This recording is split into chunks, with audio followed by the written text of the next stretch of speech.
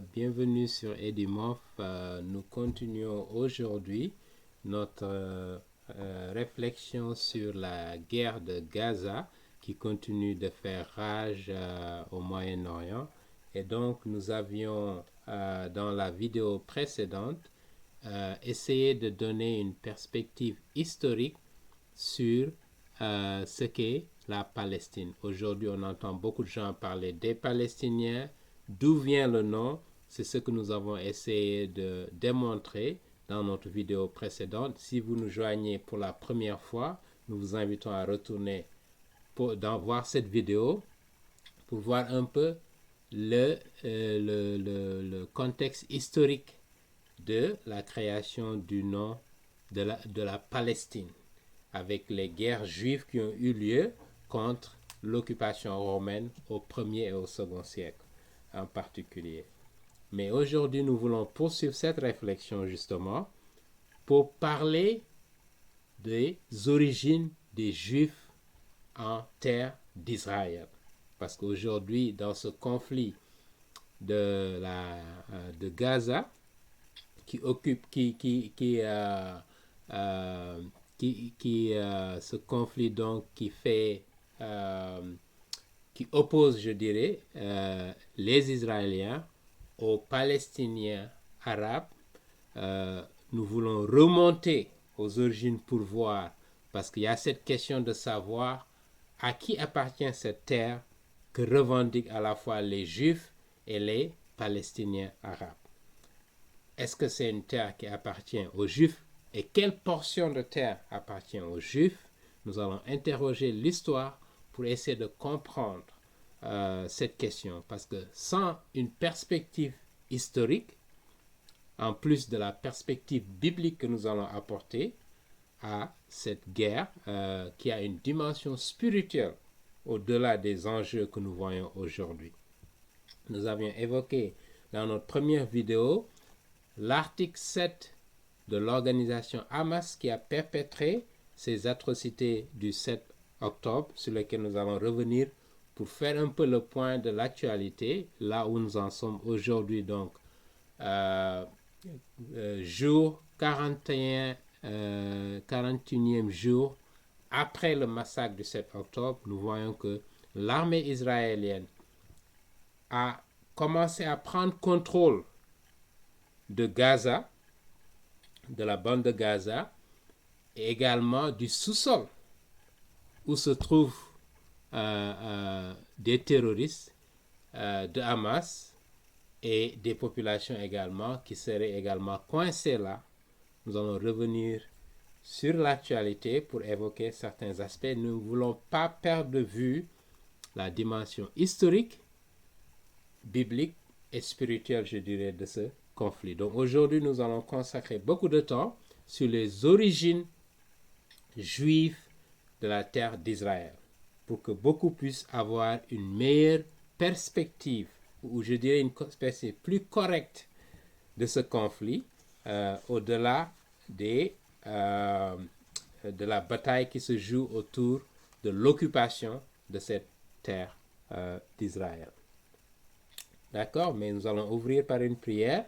Encore une fois, nous voulons rendre grâce à Dieu pour l'opportunité que nous avons de pouvoir évoquer, revenir sur ces événements tragiques que le monde traverse, le Moyen-Orient, à la fois des Israéliens et des Palestiniens innocents. Je le rappelle, je reviendrai sur ce qu'on entend dans les médias en général et ce sur quoi nous devons prêter attention pour apporter une perspective objective et correcte de ce qui se passe. Et donc nous voulons demander à l'Esprit Saint d'être avec nous, de nous accompagner pour que tout ce qui sortira de notre bouche ne soit pas biaisé, mais reflète la vérité qui vient de la parole de Dieu, reflète la vérité historique, l'histoire de la terre d'Israël, les péripéties de ce qui a eu lieu dans la terre d'Israël depuis, je dirais, près de 4000 ans. Et nous allons remonter à ça pour comprendre la situation aujourd'hui. Et nous prions pour les familles éplorées qui ont perdu des bien-aimés du côté d'Israël comme du côté de la Palestine. Je parle des Palestiniens arabes innocents qui n'ont rien à voir avec ces attaques de Hamas ou des sympathisants de Hamas qui seraient aussi, je dirais, responsables de ce qui se passe aujourd'hui avec les événements du 7 octobre. Nous prions néanmoins, même si c'est des gens qui ont commis ces actes d'atrocité, nous voulons rappeler que le Dieu d'Israël est un Dieu d'amour et qu'il voudrait que ces gens-là, qui sont responsables de ce qui s'est passé, puissent se repentir, au même titre que les Juifs qui ont rejeté Jésus-Christ et qui ne le connaissent pas. Et c'est dans cette perspective que nous voulons placer notre réflexion, notre série de vidéos que nous consacrons à cette guerre de Gaza. Que l'Esprit Saint continue de nous guider, de nous éclairer pour nous amener à bien comprendre ces enjeux historiques et spirituels. Et qu'au-delà, que nous puissions nous rappeler ce qui est essentiel sur cette vie. Où est-ce que vous allez passer l'éternité lorsque vous quitterez cette terre? Que vous soyez palestinien arabe, que vous soyez israélien ou que vous soyez d'une autre, je dirais, confession ou nationalité. Ce qui importe aux yeux de Dieu, c'est que vous connaissiez le vrai Dieu de cet univers qui est le Dieu d'Israël. Je le rappelle. Tous ceux qui nous suivent, que le Seigneur vous bénisse et qu'il nous donne l'opportunité d'échanger et de partager avec vous. Et que cette guerre de Gaza qui interpelle la communauté internationale, le monde entier, qui fait soulever pas mal de passions et de tensions à travers le monde, que nous puissions saisir pour ceux qui ne connaissent pas le Dieu d'Israël, que ce soit l'opportunité pour ces gens-là de se tourner vers le vrai Dieu de cet univers. C'est notre prière, c'est notre vœu, et nous faisons foi à l'Éternel, à qui aucun des événements qui se sont produits depuis le 7 octobre n'échappe, pour qu'il puisse arriver à accomplir son plan à travers cette tragédie que nous vivons aujourd'hui. Et nous prions cela au nom de notre Seigneur Jésus-Christ, lui qui vit et règne pour toujours, à jamais. Amen. Donc, je disais que aujourd'hui, donc, nous allons essayer de revenir sur les origines juives de l'occupation de la terre d'Israël. Quelle partie de cette terre d'Israël était occupée? Quelle partie était promise aux descendants d'Abraham, d'Isaac et de Jacob, qui sont les Juifs? Et je reviendrai sur ce que certains musulmans avancent concernant Ismaël, qui est un enfant d'Abraham, on le sait, mais qui est né de la bonne qui était Agar, qui n'était pas la femme d'Abraham. Donc, ce n'était pas un enfant légitime. Mais les musulmans utilisent cet argument pour dire que, pour revendiquer leur place dans cet espace du Moyen-Orient. Nous allons voir, est-ce que c'est justifié par rapport à ce que le Coran nous dit et par rapport à ce que la Bible nous dit. Nous allons présenter ensemble ces éléments et vous ferez vous-même votre propre appréciation. D'accord? Donc, dans un premier temps, je voudrais présenter, je dirais,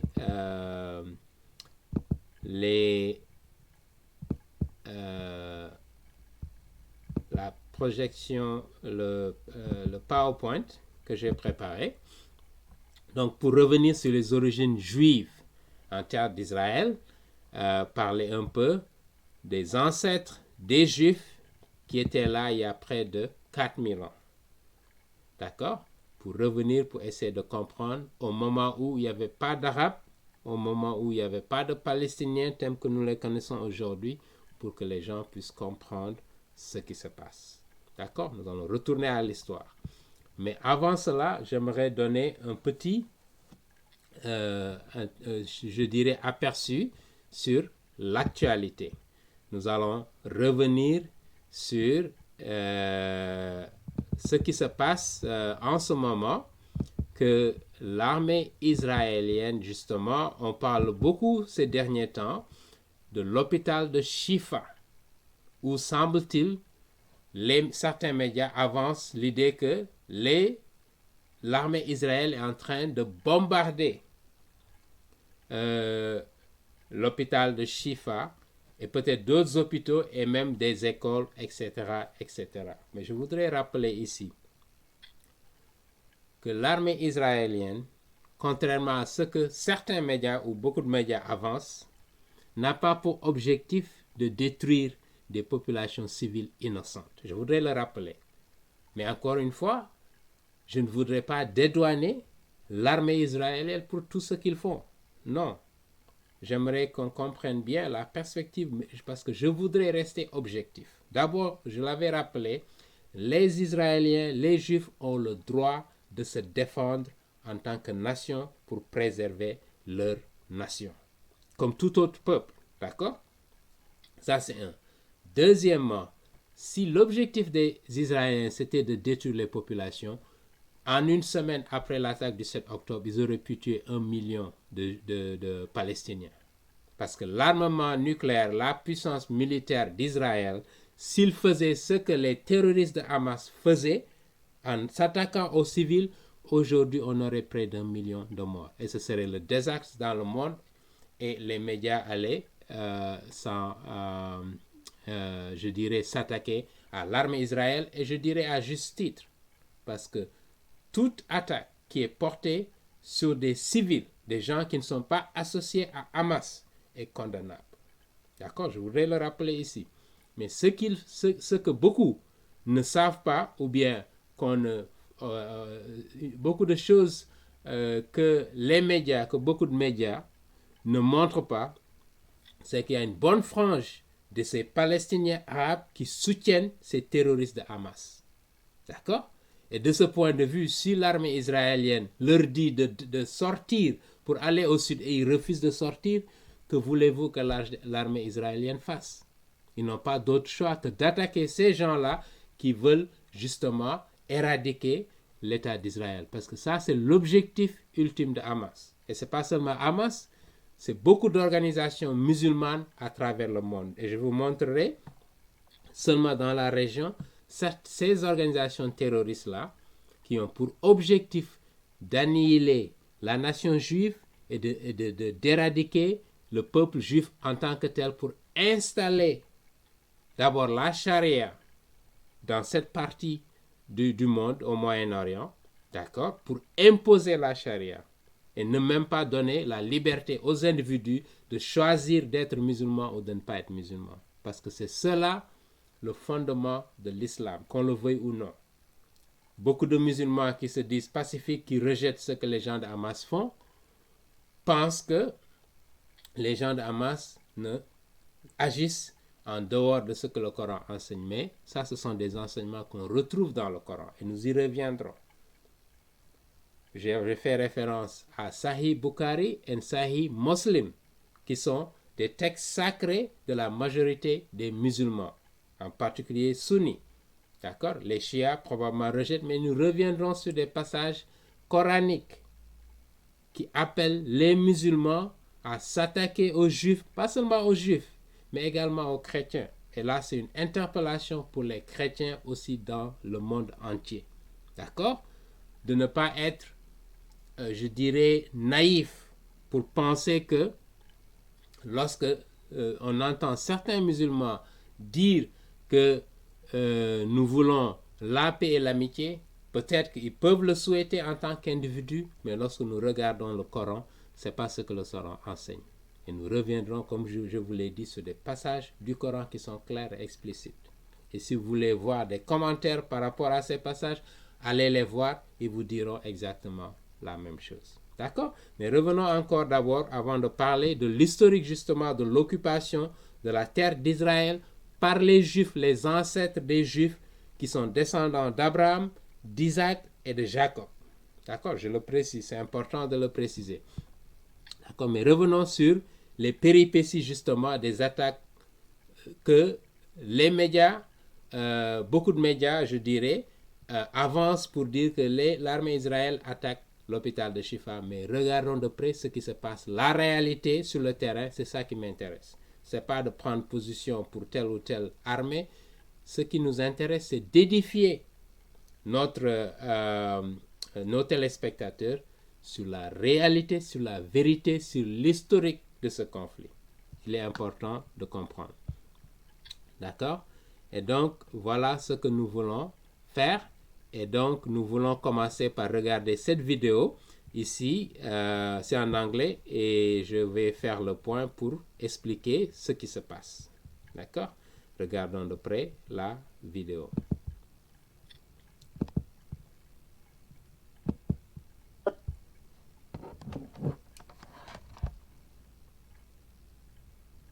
Here in the city of Gaza, in the heart of the city of Gaza, in Shifa Hospital, and this is what Hamas is trying to hide from you. We found a vehicle filled with ammunition, RPGs, AK-47s. We see handcuffs, knives, preparation for taking hostages from Israel on the attack of October 7th. As you can see, they were very well prepared, and where they're hiding all of this equipment is in a hospital, a place that's supposed to be for humanitarian aid. They have all this evil hidden here. As we can see, we are in the heart of the hospital, and this is where they choose to hide everything because they know the IDF won't attack, the Air Force won't attack here, so they use the hospital as human shields.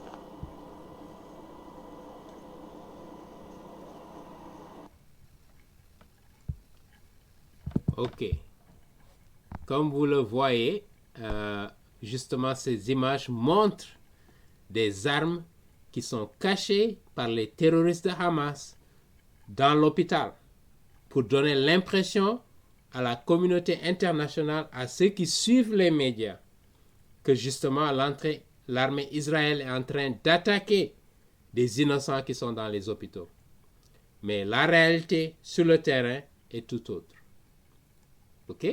Ça, c'est la première vidéo que je voulais montrer. Regardons une autre vidéo qui montre également, ici, toujours dans un hôpital l'hôpital, un autre hôpital qui se trouve à Gaza.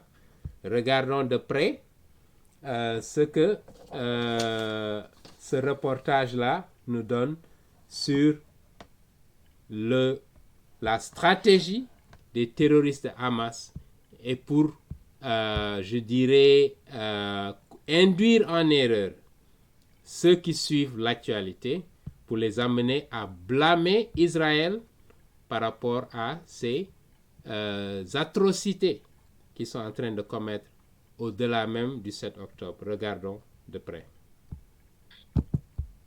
We are now in the basement. There you go. And in this basement, we found a motorcycle. They were all used in the massacre of the 7th of October. They even have bullets in this motorcycle. So they came back from the massacre on the 7th of October into Rantisi Hospital with hostages on a motorcycle. Yards from here, we find the chair, a woman, clothes, and a rope next to the legs. And look above this, look above it. It's a baby bottle. It's a baby bottle in a basement. Above a World Health Organization sign. This is a suspicion for an area where hostages were being held. Again, we're in the same basement, and here we see diapers. I want you to see this room. It's in the basement of the hospital. We can see this area is a closed area from the rest of the hospital. We can see the ventilation air that was done improvisedly to this area. Toilets, shower, a small kitchen will provide the terrorists their needs. Also conduct a hideout where terrorists take hostages and hide out. You're now entering into the room where we suspect the hostages were being held. I want you to look at this room. People are putting curtains with nothing above, just wall. No reason to put here a curtain unless you want to film hostages and deliver movies. There is a list. This list, in Arabic, this list says we are in an operation. The operation against Israel started in the 7th of October. This is a Guardian list where every terrorist writes his name and every terrorist has his own shift guarding the people that were here. I want to show you a room where we found all the gear, the operational gear of Hamas. Hamas is using hospitals, like we showed the evidence in Shifa Hospital. In other hospitals, we are now seeing it in live in Rantisi Hospital. Look at what Hamas is holding inside the hospital. I want you to understand, this kind of gear is a gear for a major fight. These are explosives. These are vests with explosives. Yeah, it's a body vest for terrorists to explode on forces. Among hospitals, among patients, we have hand grenades, people shooting RPGs from hospitals. This is Hamas, firing RPGs for hospitals. The world has to understand who is Israel fighting against. Yep. And make no mistake. Okay. As you can see, this is a reality on the ground. Ça c'est, excusez-moi, je parle anglais. Ça c'est la réalité sur le terrain. On voit bien les terroristes avec ce qu'ils font, leur liste, les gens qu'ils doivent, je dirais, exécuter et leur stratégie. Et c'est clair. C'est clair. Donc ne vous laissez pas berner par ce que les médias vous présentent. Utilisez votre esprit critique et analysez la situation de façon froide. Tous les mouvements antisémitiques qu'on voit à travers le monde, que ce soit en Europe, aux États-Unis, en Afrique, partout, pour dire qu'il faut être en solidarité avec les Palestiniens. Voilà ce que ces terroristes de Hamas-là ont fait. Et continuent à faire dans ces sous-sols. Et je vais vous montrer une autre vidéo. Mais nous allons commencer d'abord par regarder l'historique de l'occupation de la terre d'Israël. Et nous reviendrons sur d'autres vidéos qui montrent la réalité sur le terrain, contrairement à ce que les médias vous présentent, d'où qu'ils puissent venir. D'accord? Donc là, nous allons revenir à notre présentation PowerPoint pour examiner de près ce que la Bible nous dit pour comprendre non seulement la dimension historique, mais également la dimension spirituelle de ce conflit de Gaza. Donc, les origines des Juifs en terre d'Israël. Pour rappel, pour nos téléspectateurs, Abraham est l'ancêtre des Juifs. Il est également l'ancêtre, je dirais, des musulmans, pas des musulmans, des Arabes, je dirais, qui sont au Moyen-Orient. Aucun doute là-dessus. D'accord? Mais nous reviendrons sur le fait que l'héritage qu'Abraham a laissé, il ne l'a pas laissé à Ismaël. Il l'a laissé à Isaac et à son petit-fils Jacob. Nous allons voir ça de près dans la Bible. C'est extrêmement clair. Et dans le Coran, nous allons voir également ce que le Coran dit dessus. Donc, Abraham a vécu à Hébron. Je rappelle ici la ville de Hébron. La ville de Hébron se trouve, je dirais, à 21 km au nord, au sud, je dirais, de Bethléem. Vous connaissez le Bethléem, la ville où Jésus-Christ est né. Donc, Hébron est à 21 km au sud de cette ville. Et c'est là où Abraham, Isaac et Jacob ont vécu ensemble pendant plus de 300 ans. Et c'est ce que la Bible nous raconte, nous précise, qui correspond à l'histoire telle que ça s'est passé. Toutes les fouilles archéologiques qui sont faites concordent avec ce que la Bible nous dit. D'accord? Donc nous allons revenir d'abord sur Genèse chapitre 17, verset 17, où il est rappelé ce que Abraham, qui est l'ancêtre des Juifs, Isaac et Jacob, précisément, l'ancêtre des Juifs, pas des Arabes, d'accord? Les Arabes, encore une fois, qui sont venus bien plus tard, qui revendique cette terre qui est là, appartient au peuple juif, à la nation juive, depuis plus de 4000 ans. D'accord? Regardons dans Genèse, chapitre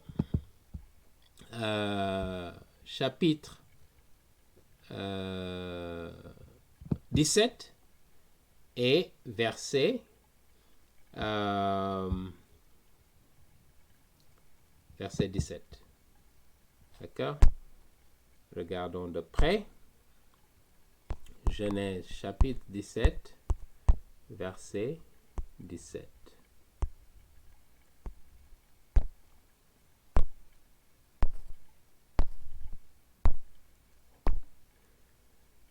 Ok, voilà.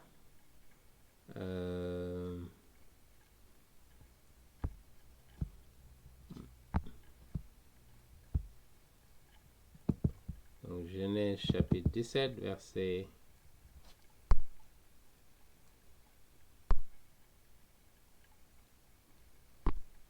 Lisons de près ce que ce passage-là nous dit.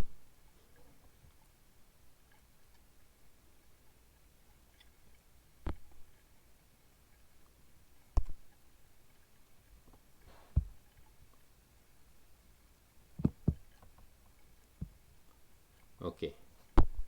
Regardons dans 8 secondes de 1910 ce que ce passage nous dit ici. Attendez, je vais agrandir le... Ok.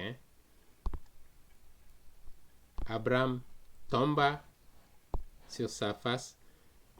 Ok, revenons au verset 15. Dieu dit à Abraham, tu ne donneras plus à Sarah, ta femme, le nom de Sarai, mais son nom sera Sarah. Je la bénirai et je te donnerai d'elle un fils. Je la bénirai, elle deviendra des nations, des rois de peuples, surtout d'elle. Verset 17 qui nous intéresse. Abraham tomba sur sa face, il rit et dit en son cœur, naîtrait-il un fils à un homme de 100 ans? Et Sarah, âgée de 90 ans, enfanterait-elle? D'accord? Donc, il se posait des questions lorsque Dieu, justement, lui est apparu pour lui annoncer la bonne nouvelle. D'accord? On continue, versets 21 et 24 de ce même passage pour voir ce qui est dit. D'accord? Donc, verset 21 nous dit, j'établirai mon alliance avec Isaac. Vous voyez bien, beaucoup de musulmans qui disent qu'il a établi son alliance avec son fils aîné qui est Ishmaël. C'est vrai, le fils aîné d'Abraham c'est Ishmaël, mais il n'a pas hérité d'Abraham. L'héritage est allé à Isaac et c'est clair, même dans certains commentateurs du Coran, ils le reconnaissent. J'établirai mon alliance avec Isaac que Sarah t'enfantera à cette époque-ci de l'année prochaine. Isaac n'était même pas encore né, mais il lui a dit que ton alliance sera avec Isaac. Verset 22, lorsqu'il eut achevé de lui parler, Dieu s'éleva au-dessus d'Abraham. Abraham prit Ismaël, son fils, tous ceux qui étaient nés dans sa maison et tous ceux qu'il avait acquis à prix d'argent et tous les mâles parmi les gens de sa maison, et il les circoncis ce jour même selon l'ordre que Dieu lui a donné. Donc, le signe de l'alliance que Dieu a établie avec Abraham, c'est à travers la circoncision. Voilà pourquoi cette tradition remonte jusqu'à aujourd'hui. D'accord? C'est le signe de l'alliance entre Abraham et sa descendance avec lui. D'accord? Verset 24. Abraham était âgé de 99 ans lorsqu'il fut circoncis. D'accord? Et son fils Ishmaël était âgé de 13 ans lorsqu'il fut circoncis également. D'accord? Donc il avait 99 ans ici et ils étaient en terre d'Israël à Hébron précisément. D'accord? Et Isaac est né là et sa mère également, la mère d'Isaac, Sarah, est décédée à 27 ans lorsque Isaac avait 37 ans. Regardons de près. Encore une fois, je fais la généalogie des ancêtres des Juifs. D'accord? Pour rappeler que depuis 4000 ans, cette terre a été confiée à leurs ancêtres pour dire que vous occuperez cette terre et Dieu qui a fait cette promesse à Abraham pour donner une terre à ses descendants. D'accord? Et les descendants des Juifs qui sont Abraham, Isaac et Jacob. D'accord? Regardons de près au chapitre 23 du livre de la Genèse et nous allons voir que Sarah est décédée précisément à Hébron, la ville où Abraham a vécu jusqu'à sa mort, où Isaac a vécu jusqu'à sa mort et où Jacob a vécu près de 130 ans avant d'émigrer en Égypte. Et nous y reviendrons. Donc, chapitre 23 de la Genèse, versets 1 et 2, lisons de près. La vie de Sarah fut de 127 ans. Donc, rappelez-vous, elle a eu Isaac quand elle avait 90 ans. On l'a vu tout à l'heure dans Genèse 17. Et là, elle a vécu 127 ans, ce qui veut dire que Isaac avait 37 ans lorsque sa mère est décédée. Donc, telles sont les années de la vie de Sarah. Sarah mourut à Kirjat Harba, qui est Hébron. Je viens de rappeler que Hébron est à 21 km au sud de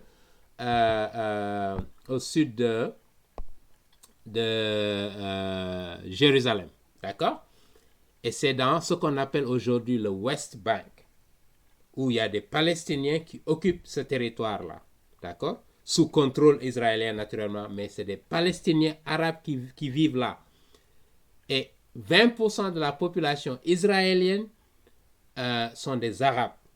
D'accord? Je le rappelle également, qui sont des citoyens comme les Juifs, traités au même titre que les Juifs. D'accord? Ils ont les mêmes droits que les autres Juifs. Et ça, vous ne pouvez le trouver que dans des démocraties. Israël, qui est la seule démocratie au Moyen-Orient. Tous les pays arabes qui les entourent ne sont pas des démocraties. Je voudrais le rappeler à ceux qui nous suivent pour avoir cette perspective, pour comprendre, contrairement à ce que les médias enveniment la population, pour leur faire croire ce qui n'est pas vrai, que les Palestiniens sont brutalisés. Le West Bank est occupé par des Palestiniens. Et Hébron, qui est un lieu sacré pour les Juifs. Vous voyez bien qu'Abraham y a vécu, Isaac y a vécu jusqu'à sa mort à 180 ans, et Jacob a vécu 130 ans. Jacob qui est le père, l'ancêtre des Juifs, je le rappelle, pour que tout le monde le sache. D'accord? C'est un lieu sacré pour les Juifs. Aujourd'hui, c'est des Arabes palestiniens qui vivent là-bas, dans le West Bank. Ça, vous n'entendez pas ça dans les médias. On ne le dit pas dans les médias. Mais c'est important, si vous voulez avoir une perspective correcte, historique, vous devez retourner à cela. D'accord? Je continue. Donc ici, donc Sarah a vécu à Hébron et y est morte. D'accord? Et Sarah, donc, je dirais, Abraham et Sarah ont été enterrés à Hébron, là où actuellement des musulmans occupent. D'accord? Laissez-moi vous lire le passage dans la Bible, Genèse chapitre 25, versets 7 à 9. Regardons ça de près. Donc, chapitre 25, versets 7 à 9. Regardons ce que la Bible nous dit à ce propos. D'accord? Donc là, nous voulons nous assurer que vous avez une perspective correcte. Voici les jours des années de la vie d'Abraham. Il vécut 175 ans. Donc rappelez-vous, il a eu Isaac quand il avait 100 ans. Sarah avait 90 ans. Donc il a vécu 75 ans de plus dans cette partie d'Israël qui est occupée aujourd'hui par des musulmans. D'accord? 175 ans. Abraham expira et mourut après une heureuse vieillesse, âgée et rassasiée de jours. Et il fut recueilli auprès de son peuple, Isaac et Ishmaël, d'accord, qui étaient en vie en ce moment. Ses fils l'enterrèrent dans la cave de Macpéla, dans le champ d'Ephron, fils de Sokar le Hétien, vis-à-vis de Mamré. D'accord? C'est le champ qu'Abraham avait acquis des fils de Heth, Là furent enterrés Abraham et Sarah, sa femme, à Hébron. Ils ont été enterrés à Hébron. D'accord? Si nous regardons Isaac, son fils, et Rebecca, la femme de Isaac, ils ont également été enterrés dans la même tombe à Hébron. Regardons ça dans Genèse chapitre 35, versets 27 à 29. D'accord? Donc, chapitre 35, versets 27 à 29. Isaac, donc le fils de Abraham, d'accord, le fils légitime d'Abraham, fut enterré dans cette même partie à Hébron, dans cette même ville de Hébron, qui aujourd'hui, je le rappelle, est dans le West Bank, et occupée par les Arabes palestiniens. D'accord? Donc, 27 et à 29. Regardez ici, donc à l'écran. Jacob, verset 27, arriva auprès d'Isaac, son père. D'accord? À Mamré. Vous voyez le même endroit où Abraham et Sarah ont été enterrés. À Kirjat Harba, qui est Hébron. Vous voyez bien? C'est noté ici. D'accord? Hébron, c'est une ville qui appartient originellement aux Juifs. Et c'est une terre sacrée parce que leur ancêtre Abraham a été enterré dans cet endroit. Mais aujourd'hui, les Israéliens juifs n'ont pas accès à cet endroit parce que c'est occupé par les musulmans. Et tout ça, nous reviendrons sur l'historique de l'occupation de cette partie par ces Palestiniens, justement, où avaient séjourné Abraham et Isaac. Les jours d'Isaac furent de 180 ans. Donc, il a vécu 180 ans à Hébron avec son père jusqu'à sa mort. Il expira et mourut et fut recueilli auprès de son peuple, âgé et rassasié de jours, et Isa et Jacob, ses fils, l'enterrèrent. D'accord? Donc, Jacob, qui a hérité justement de Isaac, lui également a vécu là-bas pendant 130 ans. D'accord? Nous allons le lire encore dans la Bible. Et Jacob et sa femme Léa, parce que Rachel, sa deuxième épouse, si vous voulez, a été enterrée à Bethléem, parce qu'elle est morte après la naissance de Benjamin, son deuxième fils. Le deuxième fils de Rachel, d'accord, a été enterré à Bethléem. Mais Léa, l'autre femme, la première épouse de Jacob, avec Jacob ont été enterrés sur la même parcelle que leur grand-père et leur père, si vous voulez, à Hébron. Quand les Juifs sont rentrés dans leur terre promise après 400 ans d'esclavage. Et Genèse chapitre 15 fait allusion à cela. Ça a été prophétisé 400 ans avant que ça n'arrive, lorsque Dieu est apparu à Abraham pour lui dire que tes descendants seront esclaves dans une terre étrangère. Mais après 4 générations, après 400 ans, je les sortirai de cette terre pour le ramener sur leur terre promise vers 1400 avant Jésus-Christ. Exactement tel que nous l'avons dans les fouilles archéologiques, tout ça concorde exactement avec ce que la Bible dit. Pour montrer à quel point la Bible correspond à la parole de Dieu. Parce que l'histoire telle que nous la connaissons s'accorde parfaitement 100% avec ce que la Bible nous dit. D'accord? Donc, regardons de près Jacob du moins, lorsqu'il est décédé, et Léa, etc., comment ils ont été, enterrés. D'accord? Et donc, Rachel, je rappelle, est morte à Bethléem. Donc, Genèse chapitre 35, verset 18. Vous pouvez prendre note. Je ne vais pas revenir là-dessus. Mais nous allons regarder Jacob lorsqu'il est en Égypte. Parce qu'il a quitté et il est allé en Égypte à cause de la famine.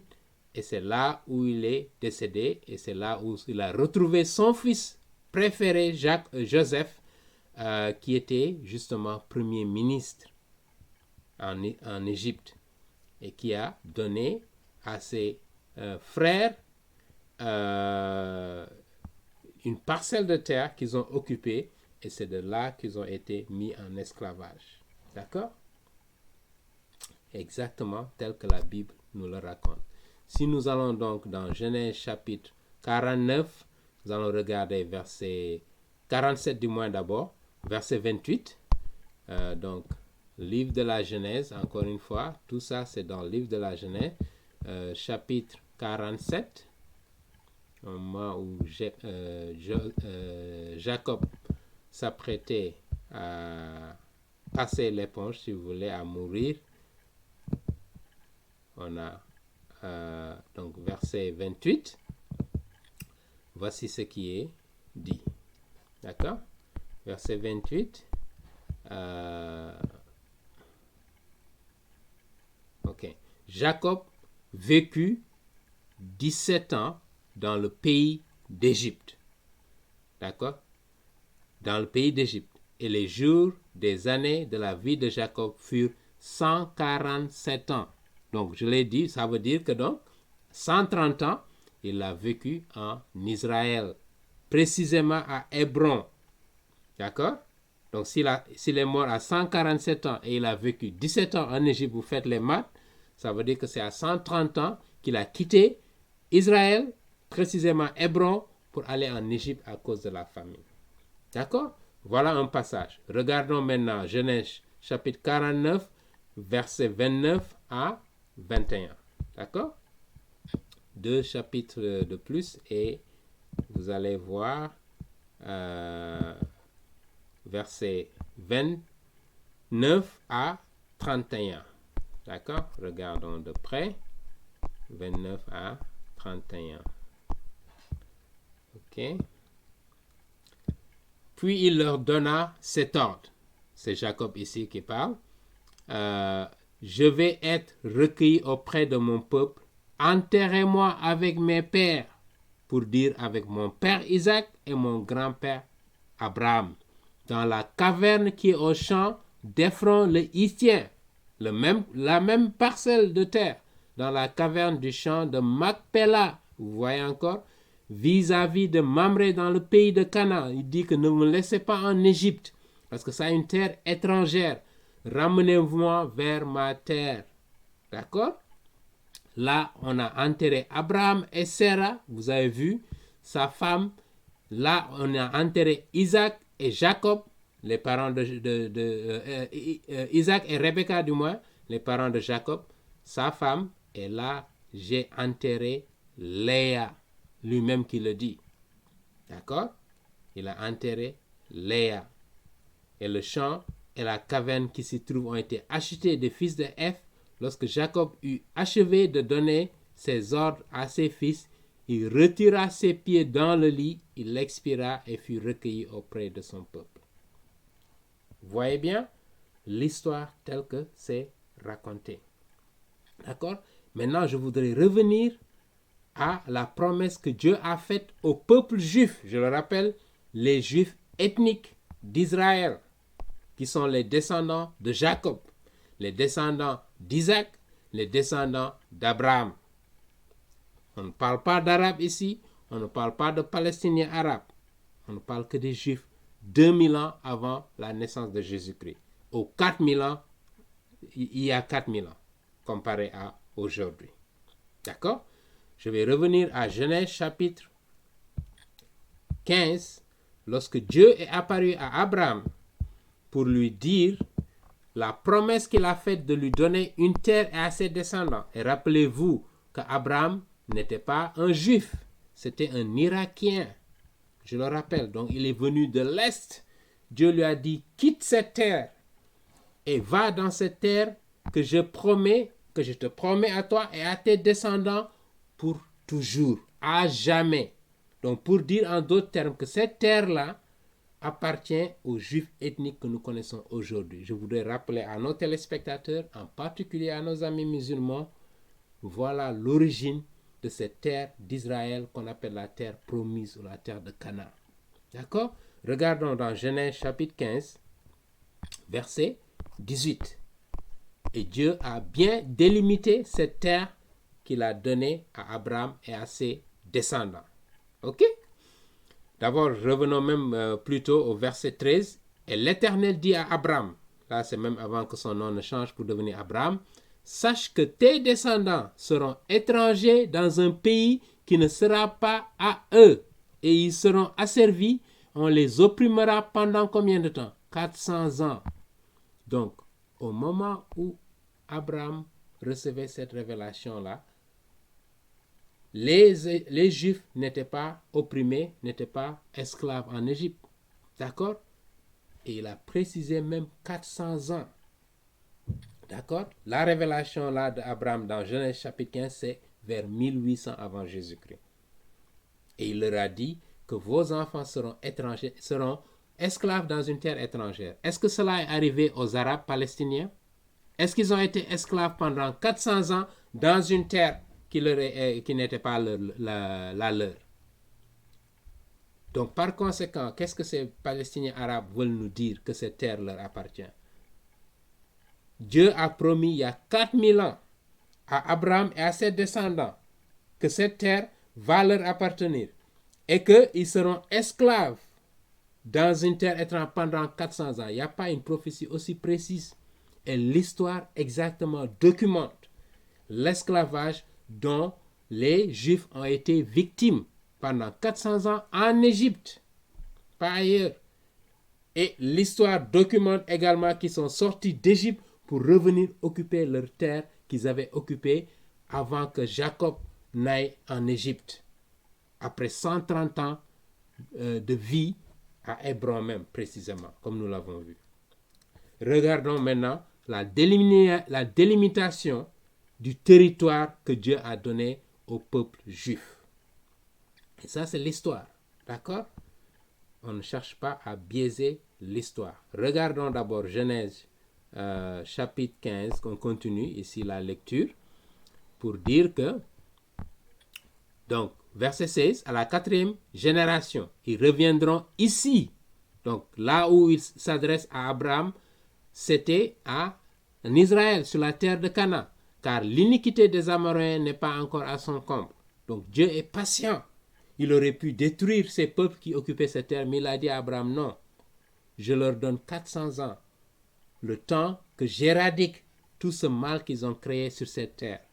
Il n'y a que le Dieu d'Israël qui peut être aussi patient. Si c'était Allah, il les aurait détruits à la seconde. Vous comprenez? Ça, c'est le Dieu de la Bible qui est le Dieu suprême de cet univers, le vrai Dieu. D'accord? Verset 17, il dit, quand le soleil fut couché, il eut une obscurité profonde, et voici, ce fut la fournaise fumante, et des flammes passèrent entre les animaux partagés pour sceller cette alliance. En ce jour-là, l'Éternel fit l'alliance avec Abraham et dit, voilà ce que l'Éternel Dieu d'Israël a dit à Abraham, je te donne ce pays. Abraham qui était irakien, qui venait de l'Irak, la Mésopotamie, Our, la ville précisément d'une zone qui s'appelle Our en Chaldée. D'accord? Genèse chapitre 12. Nous n'allons pas y revenir, vous pouvez regarder ça vous-même. Je te donne ce pays à ta postérité. Je donne ce pays à ta postérité, donc tes descendants. D'accord? Depuis le fleuve d'Égypte jusqu'au grand fleuve, au fleuve Euphrates. Donc le pays des Cananéens, il précise même les habitants qui sont là en ce moment. Des Canisiens, des Cadmoïens, des Hétiens, des Phérosiens, des Réphaïm, des Amoréens, des Cananéens, des Girgasiens et des Jébusiens. D'accord? Voilà la parcelle de terre que Dieu a donnée à Abraham pour sa postérité. Donc pour le peuple juif, les descendants d'Isaac, les descendants de Jacob, qui a vécu là-bas avant d'émigrer en Égypte. D'accord? Maintenant, regardons la surface totale de cette parcelle que Dieu a donnée au peuple juif. À quoi ça correspond? Regardons dans la carte pour voir ici. Cette carte nous donne précisément la superficie de cette zone. comprenez?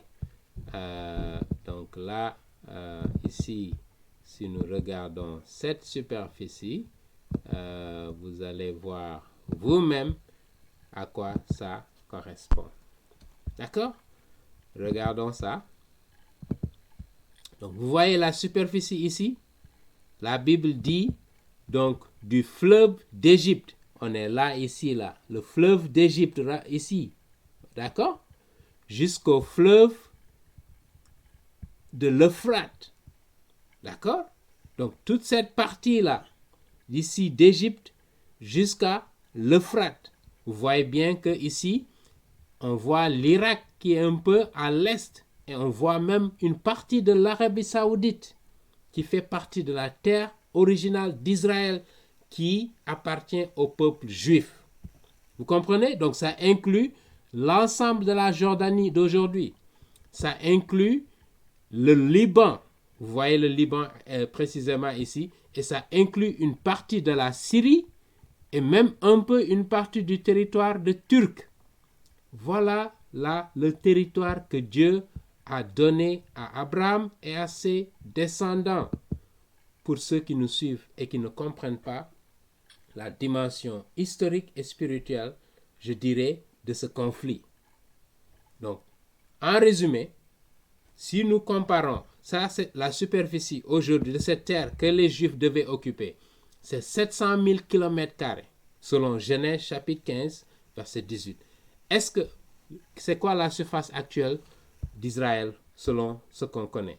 Si vous regardez la carte d'aujourd'hui, ici, vous voyez Jordanie, justement, une partie de l'Arabie Saoudite même devrait faire partie, et une partie de l'Égypte également, une partie de l'Irak, pour remonter jusqu'en Syrie ici, et même une partie de la Turquie fait partie du territoire d'Israël qui a été donné au peuple juif par Dieu lui-même. Pas une autre personne, par Dieu lui-même. Et je rappelle ici, voici la surface actuelle que Israël occupe. 22 000 km², soit 3% de la surface qui a été promise par Dieu. Et voilà la réalité. Voilà l'histoire que beaucoup ne connaissent pas, beaucoup ignorent parce que justement, ils n'ont pas cette perspective historique et biblique qui leur permet de comprendre ce qui se passe. Donc, ce que les Juifs revendiquent, c'est même 3% de cette terre qui leur a été confiée par Dieu, par personne d'autre que Dieu lui-même, le Dieu d'Israël. Et je rappelle à tous ceux qui nous suivent, par rapport à ce conflit de Gaza, le Dieu d'Israël est fâché. Il est en colère aujourd'hui avec le monde entier qui continue à revendiquer des terres pour d'autres peuples que le peuple juif à qui cette terre a été promise. D'accord? Et je reviendrai sur ces passages où Dieu promet cette terre. Deutéronomie chapitre 9, précisément, parle de ça, la promesse qui a été faite au peuple juif d'occuper cette terre, mais aujourd'hui, il n'occupe que 3%. Et même dans ces 3%, on voit le monde entier qui se mobilise contre Israël. Et ça pose problème. Ça pose problème. Et comme je le disais la dernière fois, il y a une bataille spirituelle qui se passe entre Satan et le plan de Dieu sur cette terre. Et Satan voudrait justement amener tout le monde de son côté pour mettre à mal le peuple juif et pour faire qu'on oublie, qu'on ait ce trou de mémoire-là sur l'historique de la terre d'Israël qui appartient au peuple juif. D'accord? Et donc, voilà ce que la Bible nous rappelle. Et là, je vais m'arrêter ici. Nous reviendrons sur ce que l'islam dit par rapport à ce que l'islam dit justement par rapport à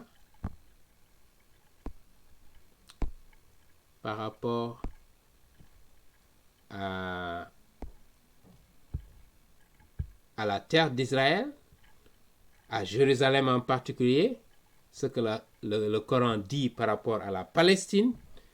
Et nous allons continuer justement pour rappeler, laissez-moi vous montrer ici, pour rappeler les promesses qui ont été faites à Isaac par Dieu lui-même dans Genèse chapitre 26, versets 3 à 4, les mêmes promesses qu'ils auront une terre pour leurs descendants à jamais. Genèse chapitre 28, versets 13 à 14, Dieu demande que cette terre-là soit occupée par les Juifs. Donc Dieu a commandé aussi aux Israélites de déposséder la terre de Canaan de ses habitants-là en les tuant tous. Ça, c'est un commandement de Dieu. Pour débarrasser la terre de leur souillure et de la méchanceté des Amoréens. D'accord? Et nous allons revenir là-dessus parce que j'aimerais qu'on puisse s'arrêter pour s'assurer que l'on comprend bien le plan de Dieu, ce que Dieu vise. Je le rappelais dans Genèse chapitre 15, verset 16, Dieu a dit, je vous donne une terre, mais vous n'allez pas y habiter immédiatement. Parce que je vais vous envoyer comme esclaves sur une autre terre étrangère pendant 400 ans en attendant que la souillure de ces Cananéens, de ces Amoréens qui occupent cette terre actuelle soit achevée. Donc Dieu a donné à ces habitants de Canaan-là 400 ans avant qu'ils ne viennent détruire. Parce que ce n'est même pas les Juifs, lorsqu'ils sont sortis d'Égypte, qui ont détruit ces habitants-là. C'est Dieu lui-même qui est à l'origine, qui a orchestré cela. C'est ce que les gens ne connaissent, ne savent pas. Et c'est la dimension spirituelle qui est derrière ce conflit. Le fait que les Israéliens, après, lorsqu'ils ont déclaré leur indépendance en 1948, ont remporté toutes ces batailles contre les pays arabes, ce n'est pas parce que, naturellement, ils avaient une puissance militaire, mais parce qu'ils avaient le Dieu d'Israël qui était derrière eux. Et il est encore avec eux aujourd'hui. Voilà pourquoi vous pouvez être confiant que le peuple juif, actuellement, qui occupe la terre, cette petite portion dont on vient de parler, 3%, ne sera pas détrôné de cette terre, parce que le Dieu d'Israël, le Dieu de cet univers, est avec eux. Mais Satan, qui est en train de combattre le Dieu de cet univers, s'oppose justement à ce plan et rallie le monde entier pour dire que les Palestiniens sont persécutés, sont massacrés, sont dépossédés de leur terre. Il y a un apartheid par les Juifs. Vous imaginez, mais si vous connaissez, si vous avez une petite épaisseur historique, un recul historique pour voir ce qui se passe, vous verrez que ça, ce n'est pas la vérité, ce n'est pas la réalité. Et Satan est en train justement d'aveugler beaucoup de gens aujourd'hui, d'accord, qui prennent la cause des Palestiniens. Même les homosexuels, je le dirais, soutiennent les Palestiniens. Mais ce que je demande à ces homosexuels-là qui les soutiennent, allez-y à Gaza, dans le sous-sol des terroristes Hamas, et voyez ce que ces terroristes-là vont faire de vous. Vous qui les soutenez. D'accord? Vous allez voir ce que ces terroristes-là vont faire de vous qui les soutenez. Parce qu'ils, justement, rejettent l'homosexualité. Mais vous les soutenez aujourd'hui. Parce que, justement, vous ne comprenez pas les enjeux spirituels qui sont derrière ce conflit. D'accord? Amen. Et nous reviendrons, comme je l'ai dit, sur l'antisémitisme qu'on voit un peu partout. Dans les universités, à Harvard, à Cornell University, d'autres universités, dans les rues, les gens font des démonstrations pour dire qu'en soutien aux Palestiniens qui sont persécutés. Non, il faut comprendre l'origine. Encore une fois, je le rappelle, les civils palestiniens arabes qui sont innocents, qui ne partagent pas l'idéologie de Hamas, on doit les épargner. Je suis d'accord. Mais ceux qui soutiennent Hamas, ils sont au même titre que ces terroristes de Hamas-là. D'accord? Et si l'armée israélienne leur demande d'évacuer et ils refusent, c'est à leur détriment. C'est leur problème. Parce qu'ils soutiennent une cause qui vient pas qui ne cherche pas la paix, d'abord, qui cherche à éradiquer une nation qui est installée sur sa terre depuis plus de 4000 ans. Vous imaginez? Ça n'a pas de sens. D'accord? Les Juifs ont même accommodé les Arabes palestiniens parce que cette terre-là leur appartient encore une fois. On a vu au 1er et au 2e siècle les guerres juives, il n'y avait pas d'Arabes, il n'y avait pas de Palestiniens. D'accord? Jusqu'au 7e siècle, et nous reviendrons sur ce que les musulmans revendiquent pour dire que cette terre leur appartient parce que justement c'est leur troisième site le plus sacré des musulmans. Donc cette guerre-là, ce n'est pas seulement une guerre des Palestiniens de Gaza ou de West Bank, mais c'est une guerre des musulmans pour l'occupation de Jérusalem en particulier qui se trouve là-bas. Et nous verrons ce que le Coran dit par rapport à cette occupation de Jérusalem. Nous reviendrons sur la sourate 17, versets 1 à 2, ce que le Coran dit. Pas ce que je dis, mais ce que le Coran dit pour voir le contexte. Amen. Que le Seigneur vous bénisse. Et je voudrais terminer pour montrer cette vidéo des terroristes de Hamas qui ont des roquettes dans une maison. Laissez-moi vous montrer les images où ils ont enfermé dans une maison des roquettes. Et lorsque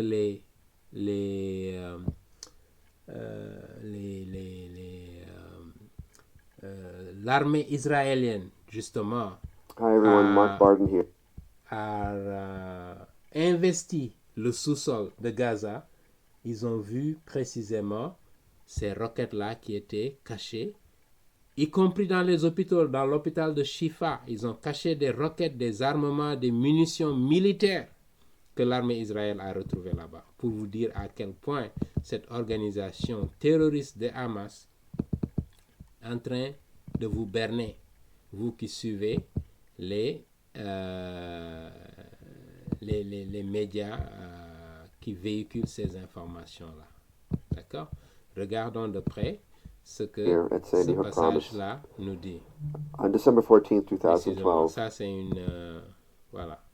Donc, voici... And look at what we found underneath the bed. I don't know if we have that video. Underneath, אנחנו נמצאים בבית here we are in Beth Hanun, חדר שכתוב עליו baby girl written on the kids. Look what's underneath the bed. Rockets. יש לנו פה ערימות של רקטות Rockets under מתחת למיטה. the bed. בבית סך הכל מצאנו גם עוד פגזים. They found more shells of mortar shells all around this. חגורת נפץ, Look, they have an explosive belt קצר, and a weapon. סלולר, All of that in ערימות של אמל"ח. all of that. Look what we found in a house. This is exactly why we work very, very slowly as we move. We're not wasting time, or we're not really, confused. Well, no. Ok, voilà, je voudrais terminer ici pour rappeler justement la stratégie des terroristes Hamas pour que vous sachiez la réalité sur le terrain. Amen, que le Seigneur vous bénisse. Restez à l'écoute, nous reviendrons la semaine prochaine sur justement ce que le Coran nous dit par rapport à Jérusalem, par rapport à la Palestine, pour comparer avec ce que la Bible nous dit. Que le Seigneur vous bénisse. Merci de votre attention et demeurez bénis.